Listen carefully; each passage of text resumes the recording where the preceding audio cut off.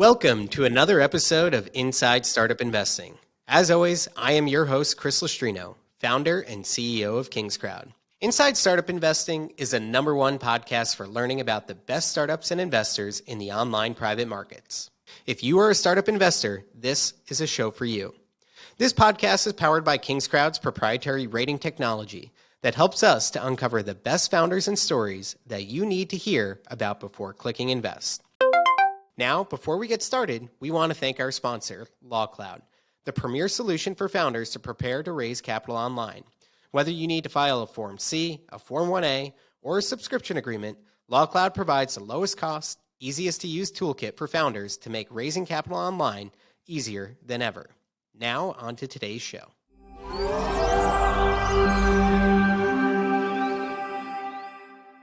Today, I am joined by Linh Smooke, who is the co-founder of HackerNoon. This is a really, really cool company. I think we all got to know them a few years ago when they had done a crowdfunding round on Start Engine. And at the time, it may have been one of the fastest selling Reg CFs that had occurred to date. So it was always an interesting company to me. I had a lot of fun getting to know the team back a few years ago when they had first done their round of funding. And they've made a lot of progress since. So we thought it would make a lot of sense to hop on today and have a conversation with Linh to learn more about where they're at and some of the major updates that they've had along the way. So Linh, thank you so much for joining us today. Thanks for having me, Chris. Excited to be here. Absolutely. To kick it off, for those who don't know you, would you mind telling us a little bit about yourself and your role at HackerNoon these days? Sure. So my name is Linh Dao Smooke. I'm the COO of HackerNoon, and I'm from Hanoi, Vietnam originally. At the age of 16, I got a full ride to India to join a boarding school with 200 international students from like 100 different countries. I learned English for the first time then.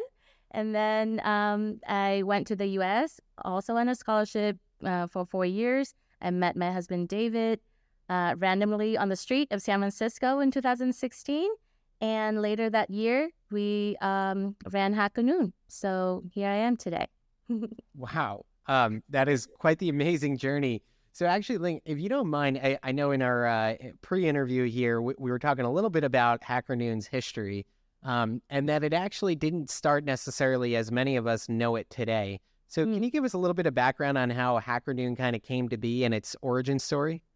Sure. So yeah, we were chatting right before the podcast, and I was hesitant to call myself the co-founder of HackerNoon because technically the company belongs to ArtMap Inc., which is the official name.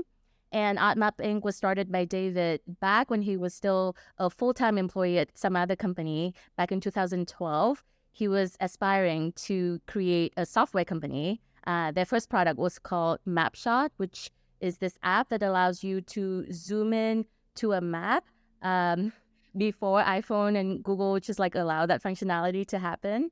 So that product obviously didn't work out. But then, the one thing about founders is that they would just keep trying.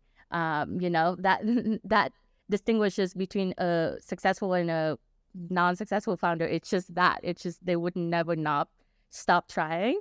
So David, after MapShot wasn't successful, he tried a ton of other things. And one of those successful things was HackerNoon.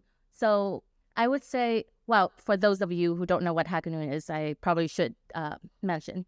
HackerNoon is a tech publication. We publish content and we also make software. So right now we have about 45,000 writers, millions of readers, and all of the content is vetted and edited by a human editor. And our team is very small, just about 18 full-time and part-time employees. And me and David are the majority shareholders of HackerNoon. But I say HackerNoon was really reborn in 2019, a couple of years after it was started, from our equity crowdfunding, which was when we finally found our footing. We moved to our own platform. We built our own software. We built the team that you see it today. So yeah, that's our history. Well, you mentioned 45,000 writers at our small team. So I know it must be crowdsourced writers. Yes. So can you talk about what it is that you figured out in 2019 that made this model of kind of crowdsourcing tech media content was powerful and effective? Yeah, you know what? When people think about demand and generating like this kind of traffic, right? They think about exchanging of some kind of value, some kind of money. What we figure out is that there doesn't necessarily have to be money involved. People come here for a reason. There has always been a demand for people to talk about their professional career, to talk about their journey, learning how to code or learning, to fundraise, for example. We have a lot of founders sharing their stories on HackerNoon as well, way from the beginning. In fact, one of the founders started Start Engine. We then crowdfunded the company via that platform. So really, we found a lot of demand for like just content to be shared from a first-person perspective that's not necessarily newsy or, this is what I do. It's just more of like how I do, and this is like what I learn. And from that realization, we just attract a lot of people, but we also bring into the table a second human editor, because a lot of content of the sort of first person perspective you can find on the internet can be noisy. So when someone look into it and decide that it's not like the bottom of the barrel, so to speak, then people trust it more. So yeah, HackerNoon is kind of like sitting in between that space of citizen journalism and traditional publishing that you would see from like the Forbes or the New York Times of the world. Now, you talked about also producing software. What does that software look like, and how does that kind of work with this tech media play? Yeah, so everything you see on hackernoon.com is built in-house. So we have a team of 5 software developers. I mean, before we did the tech layoff that every single tech company seems to have to go through lately in 2023, we had like a team of 10. Now it's dwindled down to about 5. But everything you see is built in-house, from our custom content management system to our business database, to our wallet authenticated login, to our backup of our content via the blockchain. We also use AI within our platform. AI helps detect AI content itself. It also helps writers create images and headlines. So yeah, lots of interesting developments. But I would say a company cannot be successful if it's dependent or reliant on someone else's platform. That's something that we realized very early on. That's why we did the equity crowdfunding. So the very first thing that we did when we got like that first, check of like $100,000 or something, because equity crowdfunding comes in just installments. Like, we finally successfully raised the maximum amount in the Reg CF, but the first check, $100,000 also went directly to our first software hire. And it paid off. People know that they can trust that when they're on HackerNoon, they don't see pop-up ads, they don't see the influence of some other software company. It's just all in-house. So we can make whatever button decision, whatever integration decision that we think would help our readers and our writers. Since doing the crowdfunding round, can you tell us about some of the major updates and developments you've had as a business? Sure. So 2018, we started the round. 2019, we concluded the round. We built our CMS from that route. Then in 2020, we raised our strategic partnership with Coil for $1 million, valuing the company. Post valuation was $13 million at the time. And Coil allows writers to earn micropayments by installing a little meta tag on their HackerNoon profile. Then after Coil, we were doubling our revenue year after year for actually 5 years in a row, starting from 2017 all the way to 2021. And then 2022 was the first year that we didn't double our revenue. But we did increase our revenue, so that was something. And that was also like the beginning of all the tech layoff and the recession that we see today. And then recently we raised a round of $250,000 from Forward Research, which is the company behind our Weave blockchain, which is yet another integration with a great technology company that we believe in. They help us back up all of HackerNoon content, like all of 1 billion words or more of it, on the blockchain. So, even if HackerNoon went under, obviously I don't want it to go, but who knows? Then they still can get access to all of their content via that wallet address. Of note is Forward Research also helps back up Meta content and back up Mirror.xyz content, this company that's worth $100 million. So they're pretty trusted and verified in the Web3 blockchain space. And with this round, a very small investment of $250,000, we are now valued at $50 million. Wow, $50 million up from, what was it in the crowdfunding round? It was like 6 or 7. Nice. So not a bad return for investors. Minimum. Yeah. That's fantastic. And you've been doubling revenues and increasing revenues for many years now. Talk to me about how you actually monetize this business and make money. Sure. It's very simple. We run ads, but the way we run ads is very non-intrusive. We don't have any Google ad display or any like cookies and plug-in that follow you around the web. Mainly when you go to the site, you see the little yellow banner, and that's from our top navigation sponsorships. We also have email sponsorships. We have niche sponsorships. So if people only want to focus on like blockchain or AI or anything specific in the tech sector, then we offer that option as well. We also run this campaign.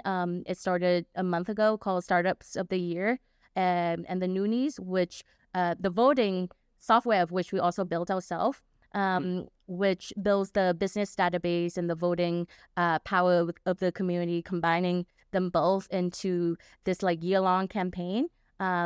Just like honoring the people of the internet and the startups of the internet. And that one is also from sponsorship as well. So like the people who believe in the power of startups, they put money behind the campaign. Gotcha. So essentially, thoughtful sponsorship is the main driver of revenue here. Yes, we have to be very thoughtful because our community is very savvy, right? Like these are all people interested in like cutting edge technology. So we don't want them to not trust that they can just go to our platform and like be bombarded with, I don't know, ads about socks or beds. They might be interested in, but not exactly when on HackerNoon. So on the business end, do you have a couple of people who are full-time focused on kind of sponsorship outreach? Yeah. So of our team of about 18, 20, we are pretty evenly split between software developers, salespeople, and editorial. So that's really our 3 main focus. We focus on improving writers' content. We focus on sales and development, closing advertising deals. And of course, we build our own software. Got it. I'm curious to hear from you the advantages of having a publication that is really user-generated rather than, having a traditional editorial staff. Do you think this is the continued movement away from kind of traditional media? Do you think this just has its place within the media sector? What are your thoughts on that? The rise of AI lately has really made us question the role of humans, right? Like before ChatGPT and everything came into the public consciousness, everyone feel kind of safe about being like a white collar worker, right? Like if you have any expertise in any kind of industry, then you're kind of safe, right? Like AI will only replace whatever like bottom of the barrel jobs, but it's no longer true. Like, with this current development of AI, it seems like it might replace the experts. So, with that in mind, the HackerNoon business model and editorial line has always been of the people for the people first, because it's whatever the people want, that's what they want to talk about. If they want to talk about it, then their people might want to share it. They bring in their own audience, and for now, for example, the focus of the writers has shifted from like Web3 and blockchain a lot in 2021 to like AI in 2023. That's not our editorial, dictating the shift. It's what's the people want. So I think there's a real advantage in just kind of go with the flow, go with what the community tells you to do. Now, of course, don't get me wrong, there's like downside, right? Like you still need that vetting. You still need someone to look into, all of the sea of submissions and say, okay, this is good content and this is just purely promotional stuff that nobody ever gonna read, right? So I think we live in that interesting space, like I mentioned earlier, of like we're not really the traditional publishing, but we also not just like social media where like everyone and anyone can just publish and post anything, right? Now, this might change in the future. I don't know. Like, everybody is just as uncertain as I am, I think, at this point about how tech is going to go, how AI is going to dictate it. But for now, I feel pretty good about the fact that we can just go either way because of our unique strategic position in the publishing tech media industry. Yeah. And as you look out, the next 2, 3, 4 years, is there any specific major developments that you're excited about for HackerNoon? Yeah, so we've been very focusing on building a strong business database. So it starts with our tech company news page. It's a full page where you can see the about description of the company. You can see news about the company around the web. So it's not just news on HackerNoon. Although, like if they have written on HackerNoon or if people have written on HackerNoon about them, then you'll see that too. You'll see their ranking within our tech company database, and you will see whatever that they interested in. So if they have a call to action such as we're hiring or we're raising rounds, you're going to see that. So we're very interested in further developing that database with our new round of Startups of the Year. So we have 31,000 startups nominated for Startups of the Year. A percentage of those startups will be interested in this business database as well, and we're going to help customize their tech company news pages for them. So that's one of the things I'm very excited about. It's basically moving us from just like a place where people are creating content to a place where people can also rank content and rank company. And I think that's just a natural transition from like our relationship directly with the writers to our relationship with like companies and businesses. You'd also mentioned something about content providers potentially being able to kind of like monetize and get micropayments. How does that work? Yeah, so unfortunately, the partnership with Coil, it was one of our favorite partnerships, but Coil decided to sunset their micropayment system earlier this year. So we can no longer talk about that specific part of it.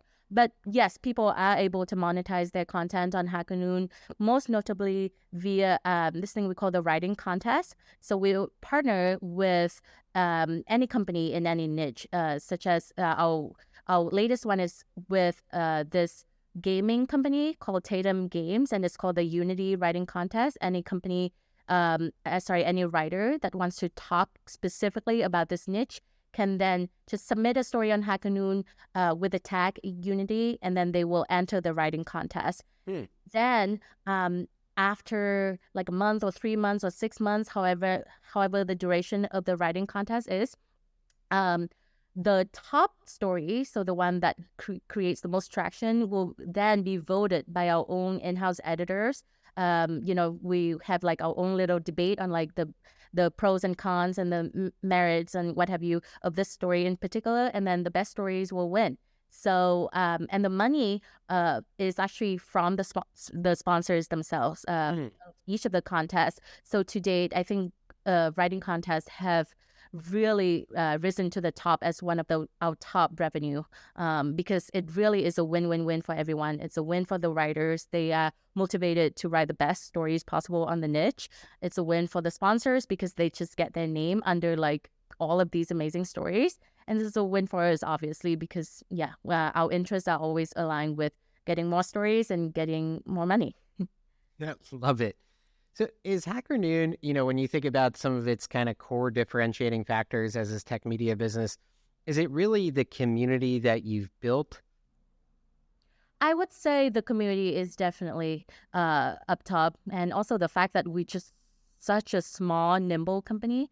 I mean, every time I told people or we, like just break the news to someone that, guess what? We just like 20 people. Like we don't have like 5 heads and like multiple hands to like, click your submission fast enough. People are amazed. I mean, I get it. If you go on LinkedIn and you see like, I don't know, thousands of employees or something, you would think that we're lying. But it's because we have such a big community of writers, and every time they are a writer on HackerNoon, they put it on LinkedIn that they are a writer on HackerNoon. In fact, we encourage them to do that.